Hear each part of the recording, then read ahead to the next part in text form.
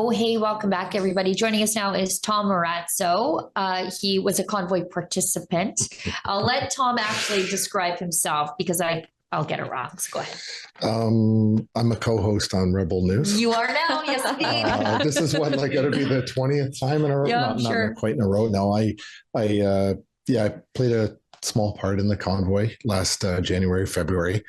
And right now, I'm just like everybody else watching the commission, and it's been quite an experience to sit there every day and listen to this testimony, to see what the government was thinking and doing at all various levels.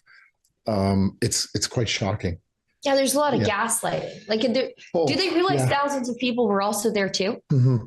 And this is one thing I was thinking about. I think about this every day. Every time the higher we go up the chain of command within the Liberal government, it's the one thing that really strikes me with every new witness is, and I'm going to call it the elephant in the room. The people that these witnesses are talking about are Canadians. Yeah. They're not talking about Al-Qaeda. They're not talking about some actual foreign entity. This is Canadians that they're talking about, people that elected them to occupy those positions of power that they have.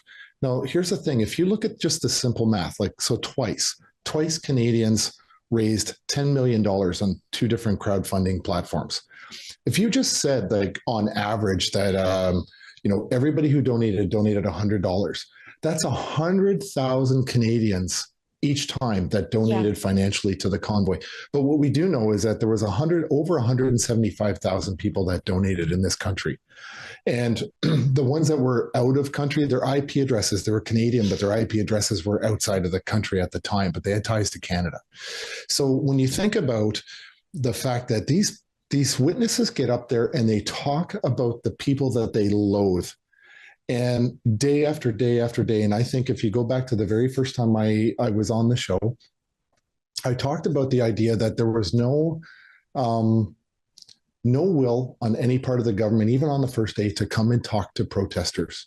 Yeah. This is a protest. We had a legal, under Section 2 of the Charter, we have a legal right to do it. We did. And yet, again, you've got Bill Blair, of all people, from the G8G20 summit in 2010.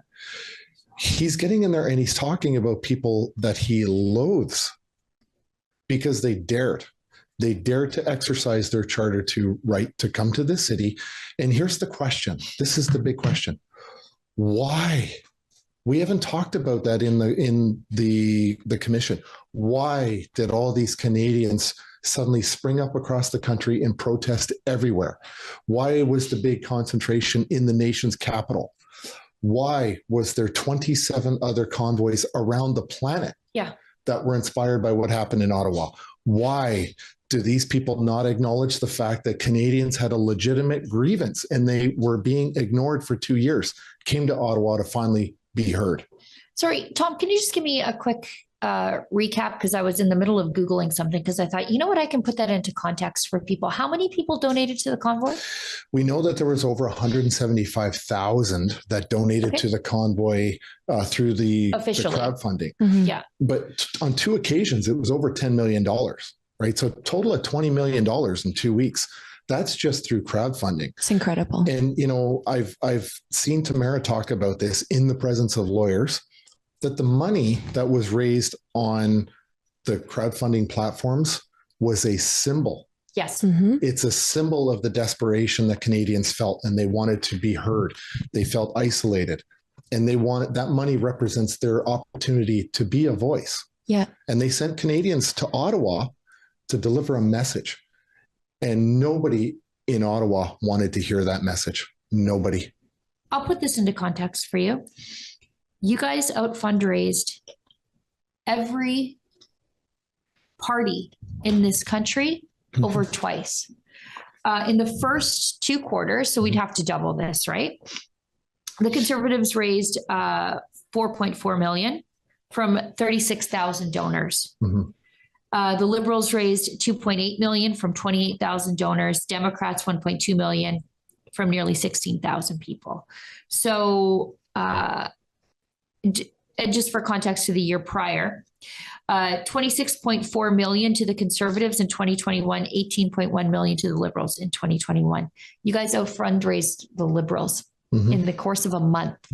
That is one of the reasons why they knew they had to stop this, because you guys were the single largest political and human rights movement in this country. Ever. Yes.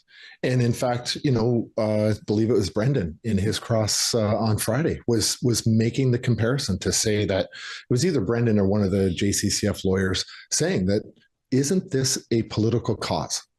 Purely a political cause meeting, wanting to meet with the political class in this country, not to overthrow it. Let's be clear about that right now. No, and you know what? CISA said that today. They said we didn't even bother to look at the fourth part of the CISA Act, Section 2. That's right. They said we didn't even bother to go there because it was so ridiculous. Why? And you just reminded me of something that was in my mind. Like when I heard it, I looked up and I'm like, did I just hear that? Can somebody confirm that I just heard?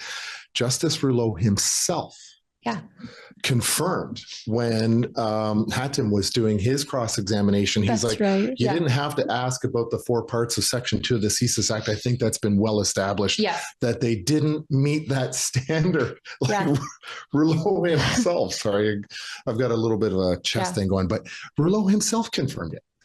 That they didn't have it. They didn't have that standard. But you know what they did have is hypothetical reasons. Right. Hypothetical. And if you look at, the nouns and the verbs that are being floated around this inquiry, things like this can happen, or this could happen. Might happen. This might happen. This may happen. This goes in line with microaggressions in the perception of violence, the threat of a threat. Honking. Offensive honking. Phantom honking. Right. Yeah. This is where we are. People that didn't want to acknowledge Canadians. And we've talked about this before. What is the sample of Canadians that arrived in Ottawa? It wasn't truckers. It was Canadians first, and it was white collar, blue collar, and everything in between arrived in Ottawa and went to the other protests. A friend of mine who was a retired military officer as well was in Windsor on the bridge and was arrested. Right? There's all walks of life, all samples of society that came to Ottawa. And on weekends, this city swelled multiple thousand times over on the weekends because everybody was participating. Well, and that's the same way anti-mandate protests have been for the last 2.5 years. You go to the one in Edmonton, I run into people who are like, Sheila, I hated you because you're mean to Rachel Notley. But now I think we're okay. We're okay again. Because there are NDP voters abandoned by their union. Yes. And you go to that one in Calgary, and I'm like, this is the strangest cross-section of people I've ever seen in my life. Truly. You've got like the Crystals Cure Cancer granola people over here. And then you've got the blue collar conservatives. And then you've got the white collar, upperly mobile conservatives who don't want to pay too many taxes because they're just single dudes living alone. And, you've got the religious right. It's small business owners who have never been political until all of a sudden now. Gym owners, it's crazy. The different people that are there, and only someone who's never bothered to talk to them or even passively observe them like they're wildlife. Only those people would think of them as just this rough, gross bunch of fringe radicals. Yeah. And, we talked a lot about, I heard previous, the other guests on the show, my opening act, William, and everybody was talking about the fact that Bill Blair's physical reactions to his testimony today. So in 2010, I was at the G8, G20 summit. I was there and I wasn't in charge of anything. I was the low-level duty officer at night when nothing was going on. Okay. But I remember talking to police officers in the place that I was working about Bill Blair because he was kicking the arse of the media. I remember talking to a police officer going, who's this guy? He's incredible. He is absolutely kicking the butt of the media and not taking any of their crap. He's professional. He's fair. I was really impressed with Bill Blair until I saw the fallout of the action. And there is a backstory on that one. For sure. I know it. But the thing is, when we saw him today, immediately he sat down and I could see right away he was going into vasoconstriction. And this is where, because he had his heart rate was up. He had a fear-induced heart rate, and it caused the blood vessels in his body and in his skin to turn red, and he was sweating and he was very fidgety. I just thought it was whiskey. People that are confident, but people that are confident in what they're saying and are fully prepared with the truth don't have to show up and then display that kind of physical reaction to honest questions. Right. And so that in itself is very out of character from what I've ever seen with him back 12 years ago and what I was expecting to see this time. Right. He was clearly not wanting to go down certain roads in his testimony. But what he was really, really good at that I noted was, his he used it's almost like they got a marketing company of some kind. Navigator, maybe. Yeah. But to look at keywords, right? Sample words where certain words pull very well. Yeah. And you'll notice they use terms like disorder, unlawful, threats, violence. Right. Then he went on to talk about the fuel cans. The people were bringing fuel cans into the city, and they could potentially explode. I looked at William when he said that, and I said, you know what? One of the big outcomes of all of this is people are suddenly scared of the gas station now. Yeah. I'm like, why do you think gas is this unusual substance you don't know how to be around after 130 years of motorized vehicles? And, unless it's a Pinto, right? Right. But the one thing that they do know. We're worried about electric cars exploding, to be honest with you. One thing we do know is, and it hasn't come out in the testimony, but before the night that they raided Coventry, that day we actually had a fire inspection on where they were storing the fuel that day. It passed the inspection. After the raid, the fire department did come back and reconfirm that everything was okay with the fuel. The other thing is that's around that same time, the Electrical Safety Authority came and inspected the electrical panel that they set up at Coventry and passed it. I saw in fact, I have copies of the receipts. That's useful people. Yeah. People with life skills, building things. Making it safe, right? Yeah. We were very aware and in touch with the fire department with regard to storage of fuel. And so does that get talked about? Does only the most fearful, damning testimony comes out of Bill Blair's mouth? I can't believe that people are still scared of propane tanks. Are you scared of your barbecue? You have probably one sitting on your deck at home, the propane tank. Yes. But all of a sudden the people in downtown Ottawa were like, we're all going to die because there's propane tanks. Yes. Which are in a thing outside of the Walmart and the Home Depot, by the way, or doing people, nothing. Yeah. There's people walking down the street with can of fuel. It's crazy. Yeah. And I can tell you from my own experience with, using explosives that your chances of actually doing anything harmful with gasoline, typically you want to make a big fireball, you use diesel. Yeah, I know. Right. So I shouldn't be talking about that stuff, but no, I'm just saying. Talk about it, but it's ridiculous.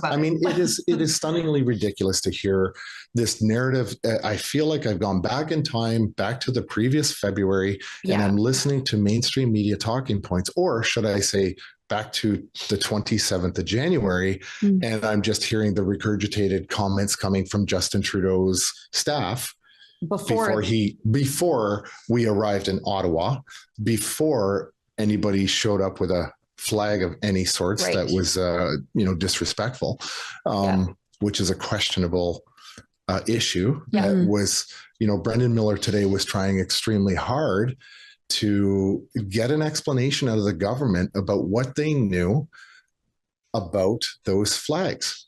And they got stonewalled really hard by the Department of Justice. Yeah. Now, is it the Department of Justice being for Canadians, or is it the Department of Justin? Right. Let's protect Justin at all costs. You know what? We will lie to Canadians. That's so good. We will lie to Canadians. Instead of tell Canadians the truth at a public inquiry.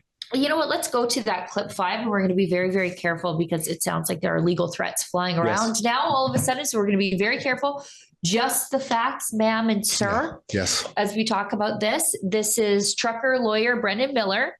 He's cross-examining the CSIS director and asked him if he knew that a Liberal Party operative, Brian Fox from Enterprise Canada, which is a bit of a crisis communications firm, if I understand correctly, was the one who brought a Nazi flag to the trucker protest in Ottawa. And I make no contention about whether this is true or not. Yeah. I'm just reporting what I witnessed with my eyes today at the commission.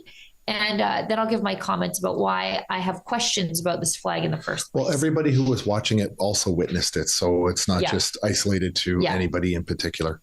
Okay, let her fly. Were you aware that the first time that the picture of the gentleman all covered in army fatigues with a mask over his face, walking with a Confederate flag through a crowd, it first appeared in an opinion piece in the Toronto Star from someone who actually works for the Liberal Party of Canada? Were you aware of that?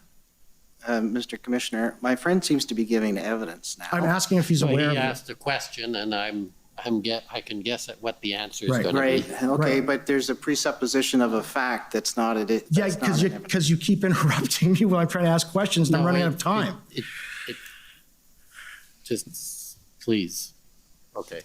So I'm not aware of the articles, and I'm not aware of those facts that you mentioned. Right. I'm sorry. Are you aware of a company called Enterprise Canada? Not specifically, no. And have you identified the individual, one that it was all over the news, the gentleman that was carrying the Nazi flag? Have you identified him yet? Mr. Commissioner, as I've said before, the specific details of our investigations have been shared, with Commission earlier. I would not be able to go into more specific details. Okay. So I think that's right. it. Yeah. No, and I take it then, sir, that you know that individual was Brian Fox from Enterprise Group. I have not said anything of that respect, Council. I have not testified to that, Council. Now, whether or not that is indeed Brian Fox, I don't know. But what I do know is those people would not shut up about IMVEs all morning. Yeah. And so when you have two walking around on the first day of the convoy, why haven't you identified them? They were literally walking around. Don't tell me these people didn't run facial recognition on them. I'm curious that it didn't come out the way that they thought it would.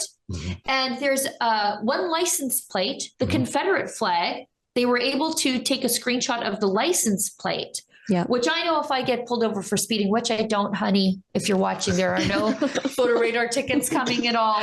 But if I get pulled over for speeding, they run my plate. That's like the first thing they do to identify you, right? Is to run your plate.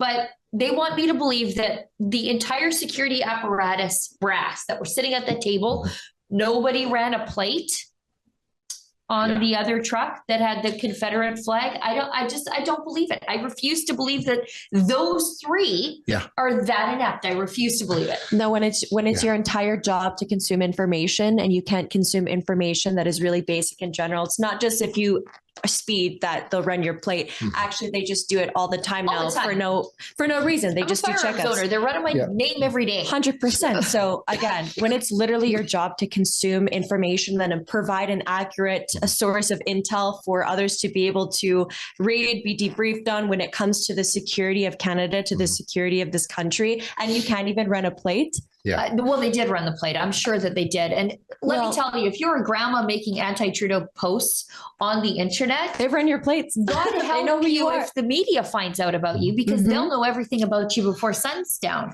But these people didn't run a plate on that Confederate guy. I don't believe it. I don't believe it for a minute either, because if you consider the testimony that the CSIS people were giving early on, what they were describing is CSIS was acting as a filter of information. And what they were hoping for was to see IMVE or lone wolves or that kind of activity come through the filter, and then they could launch an investigation.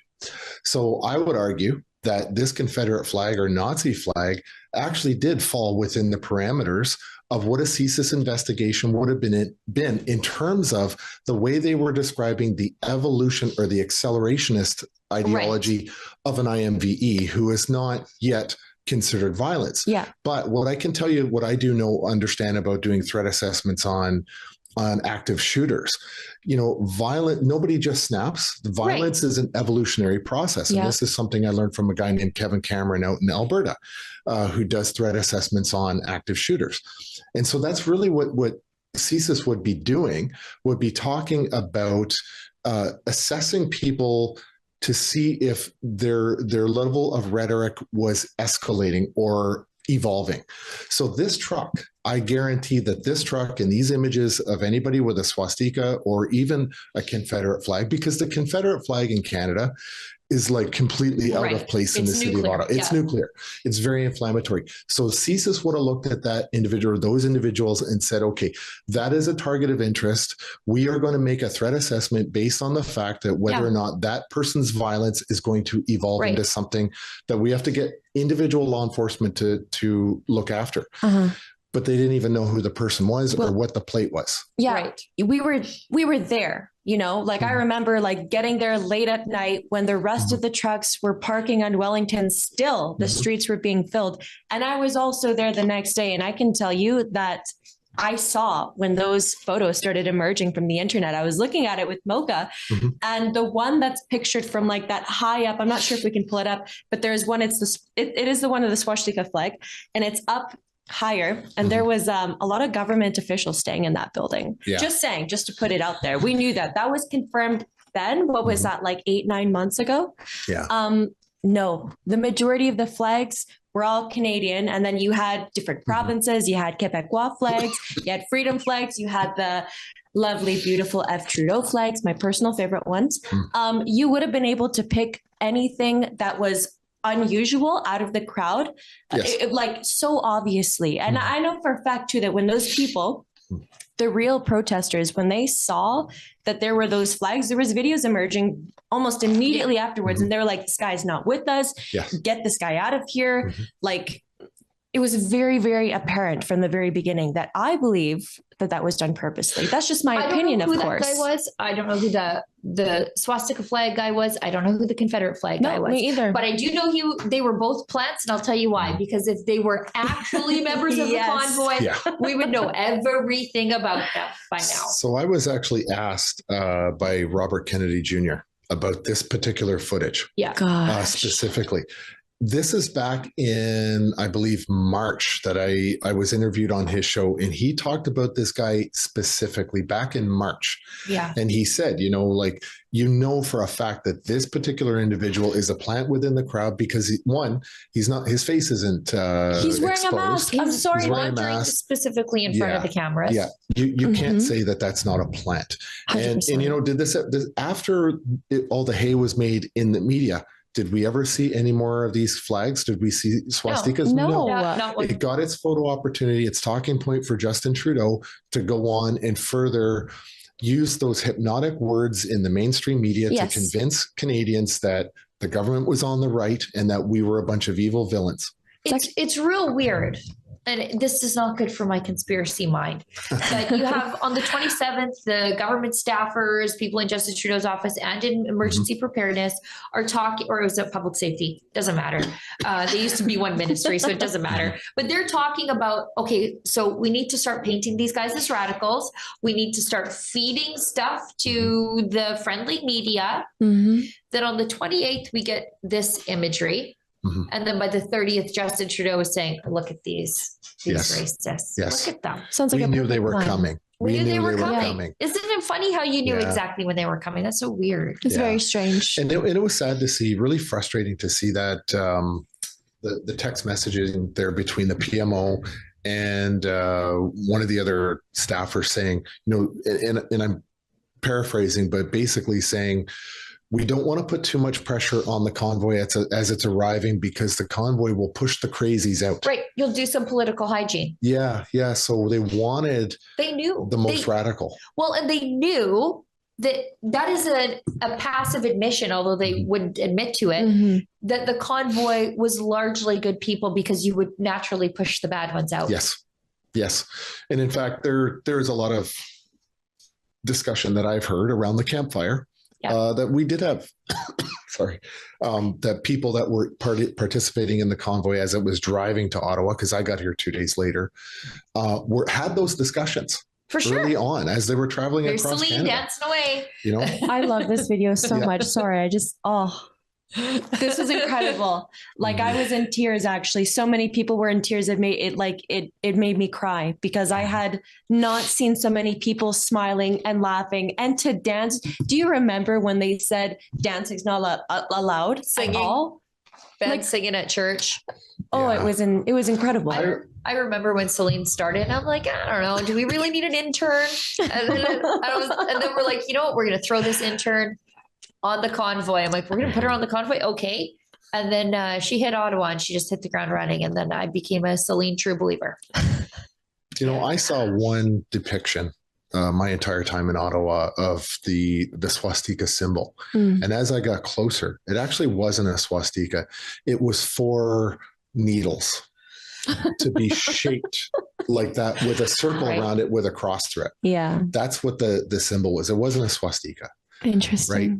And, I heard earlier you were touching on the actions of the Conservatives.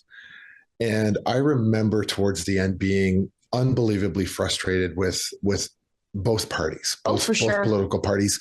And I said, we've got real honest to God issues out in the streets of Ottawa right now with the police that are busting heads. And we're talking in the Commons right now, not about what's happening in the street, but about one Conservative member of Parliament's hurt feelings. That is what is occupying the entire debate, is one member's feelings were hurt by Justin Trudeau. Yeah. And he walked out of that debate. Yeah. Right.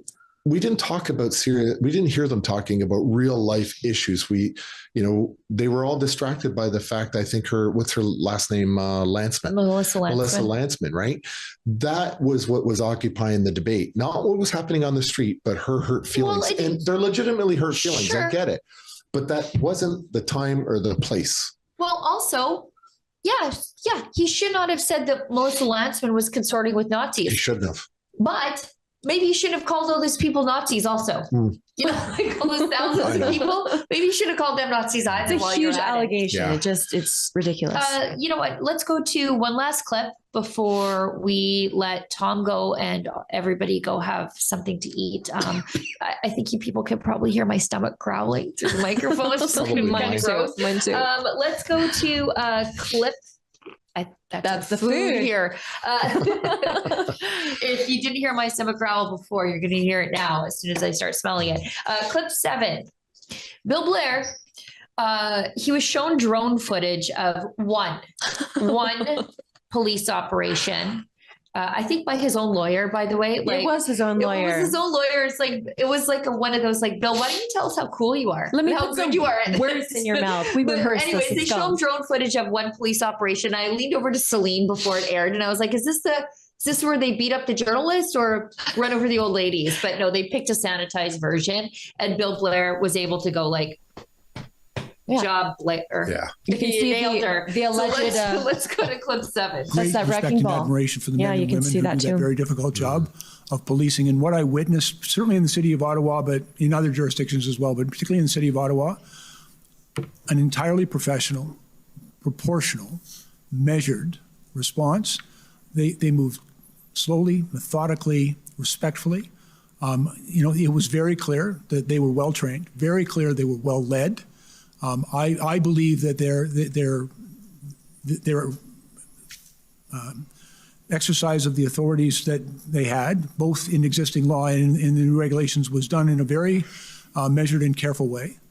And I've seen some video of how they've done it. It was textbook.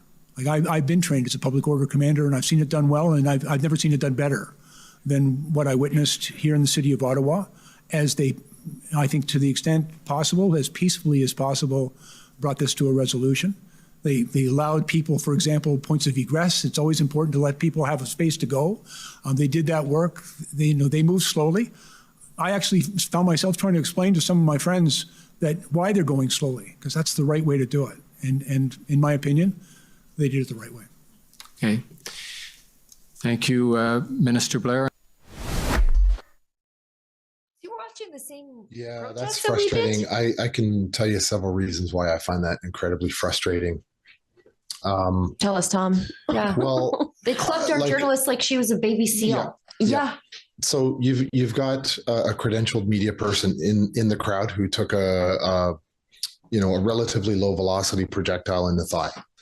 Okay, which is Alexa took that that rubber bullet, or the projectile was a gas cannon, I think she took Yeah. in And the then thigh. it broke And and it- tear right. gassed her.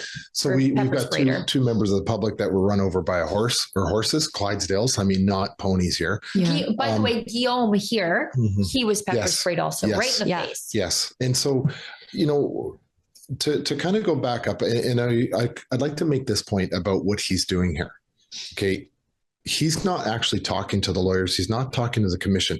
And when we first started this convoy, the first night this commission, the first night I was on the show, I said, this is a court of public opinion. Yes. And who he's talking to. So when I did my master's degree, I focused in a lot on negotiating and influence. In negotiations, you use the media to send messages to your opponents. Right. But in this particular case, he's not talking to the lawyers in the room. He's actually talking to the public. That's who his target audience is. All the supporters of the Liberal base and all the people that hate the convoy. That is who he is rewriting history to instill confidence that the government of Canada, the Liberals, know what they're doing and they handled an unruly mob. That's what this messaging is about. So when he talks about it, he leaves out all the details. About The gory details. The gory details. He leaves out the facts that people were physically hurt. And he thinks it's textbook.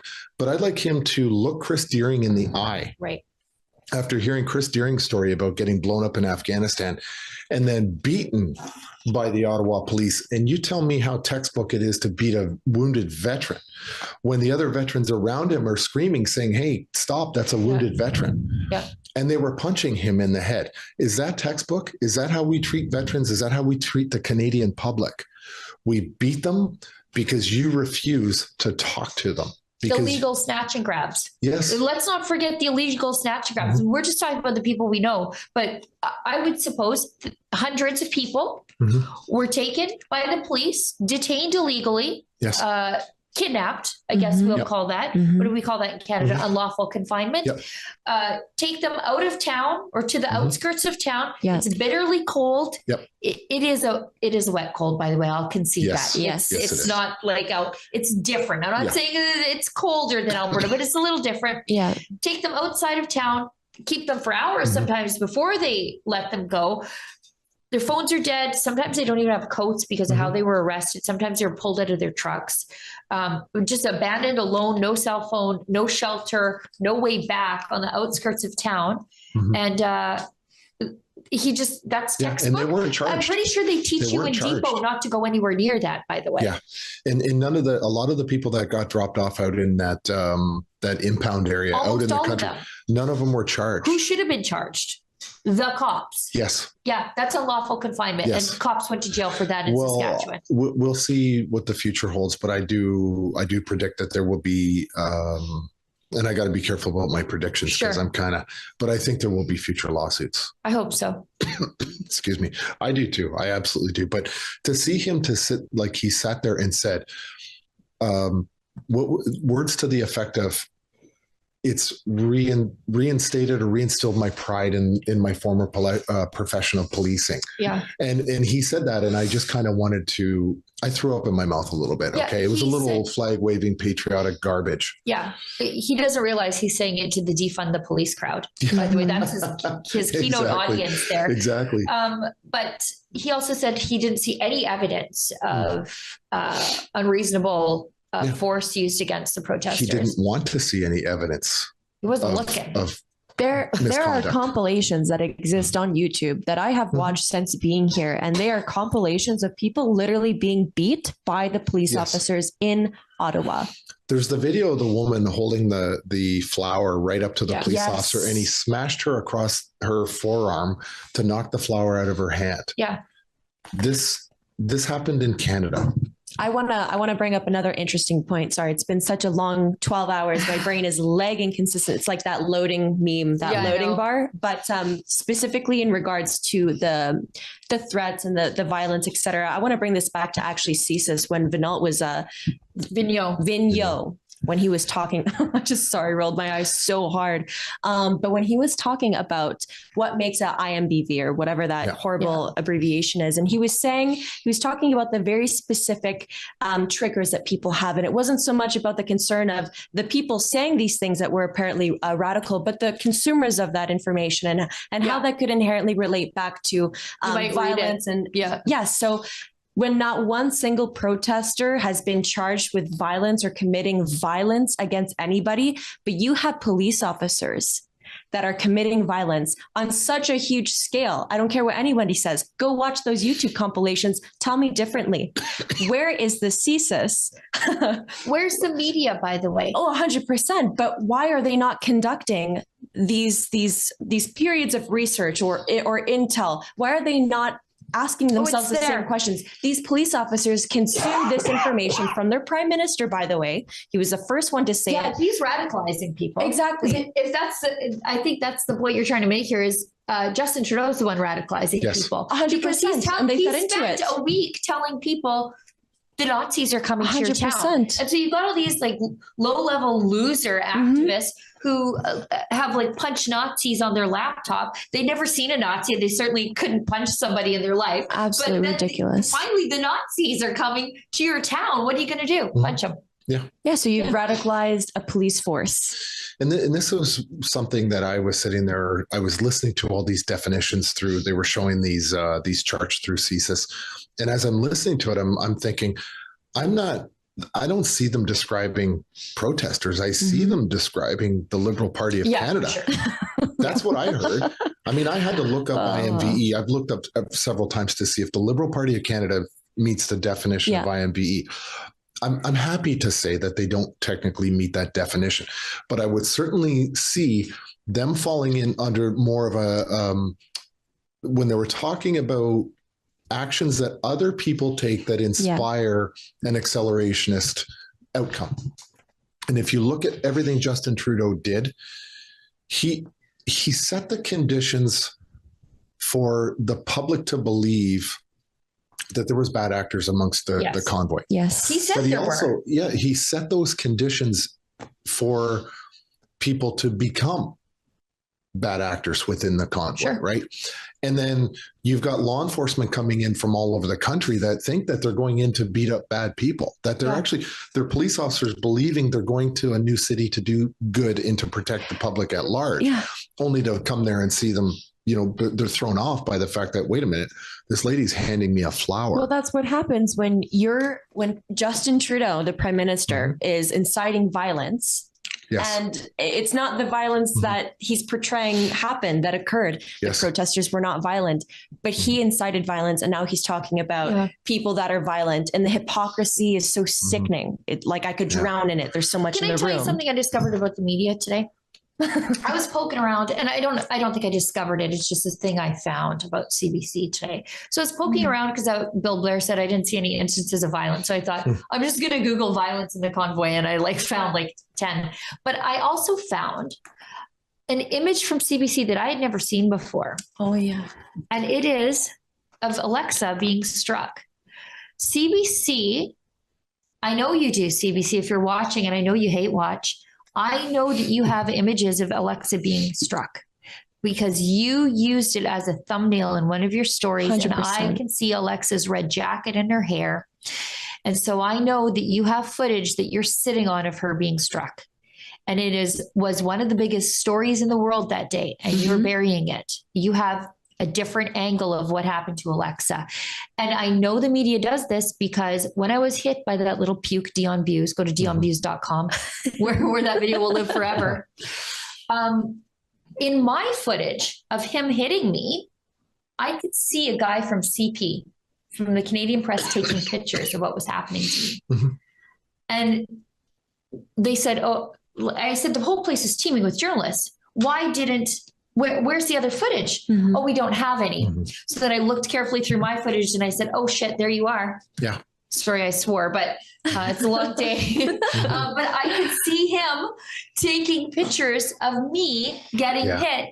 And only then did the alternative angles come out because I Yeah. could prove that he was standing in my footage taking Yeah. pictures of me. What's sad for me is when I watch that, I've seen that. The women footage that- whisk him that away. Nobody intervened. Absolute. Oh. Yeah. Like there's no, like, I don't know. As far as I'm concerned, I can't comprehend why he wasn't out cold about 30 seconds after he did. Do you know that. what? Because then it would have been Rebel News journalist knocks I out know. a male feminist. What a headline, though. Mhm. Yeah, I know. What a Next headline. time. No, well, I would. Okay, I'll get him leave next that alone. time. I'll leave that alone. No, no. Yeah, no. Yeah. You leave know it what? It is 10:07 at night. It's been a very long day for me and Selene. I've started to swear on air. So that's usually not what I do. I'm almost there. I'm almost I there. normally stop the journalists from swearing, but here we are. We've got one super chat from Annalisa, 1964. Thank you, Annalisa, who writes to us. I just wanted to let you all know that you're doing an amazing job. You have no idea how many times today I said grr. Well, probably as many times as me and Selene and Tom here too.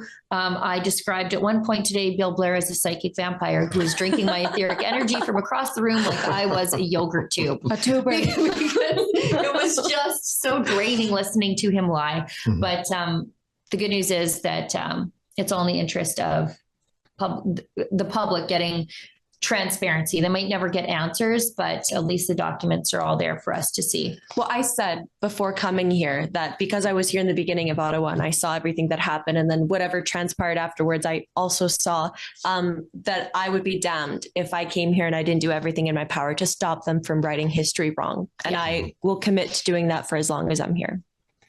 We all will. We all We do. will. Mhm. Tom, thanks again. Well, I think Bill Blair's motto should be the beatings will continue until morale improves. Oh, Lord. Oh, God. It's And been a no, day. He's fine with them issuing beatings. I hope he retires soon. Oh, God. I don't know. The way his face is so ready, I think diabetes is going to get him before retirement ever does. There it is. There it is. Anyways, let's There it wrap up the stream. I'm getting ridiculous. Thank you, everybody, for tuning in. Thanks, Tom, for always you. being so generous with your time, even though it's late at night. Selene, thank you for all the hard work you put in course. today. Thank you, guys behind the screen, including William, K2, Guillaume, who was pepper sprayed and has often forgotten that happened to him. Thank you at home to everybody who's tuning in. Thank you to Efron, who's probably on the other side of this stream. I will be catching a flight before the stream tomorrow, but I will be tweeting all day and it'll probably be you, likely you, and William running the stream tomorrow. And you can follow all of my tweets tomorrow at truckercommission.com. And that's where you can support our work too here. And you guys are going to keep this Airbnb clean after I leave, right? Yes. Perfect. Thanks. And as David Menzies always says, stay sane.